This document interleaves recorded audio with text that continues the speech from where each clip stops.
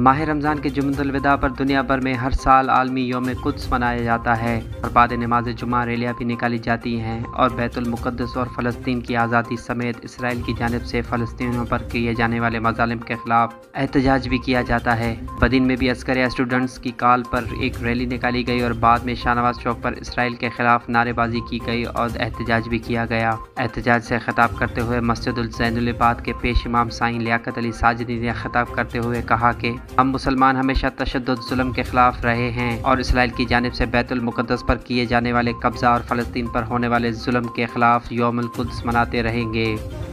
असां मुसलमान सभई चाहे कहिड़े फ़िरक़े सां ताल्लुक़ रखंदो हुजे, असां तशद्दुद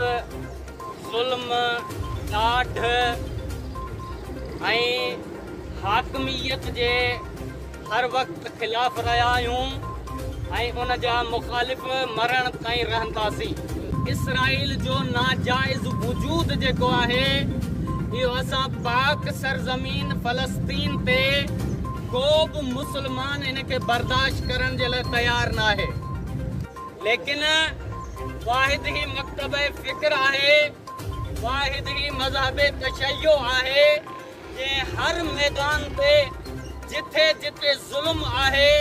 उते उते आवाज़ उथारे करे उन जुल्म के निंदियो आहे। चाहे वो जुल्म इसराइल करे,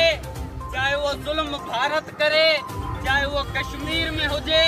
चाहे वो फ़लस्तीन जी सरज़मीन ते हुजे, चाहे वो मज़लूम जेको आहे वो मुसलमान हुजे या न हुजे, चाहे मज़लूम ईसाई हुजे, चाहे मज़लूम यहूदी हुजे, असां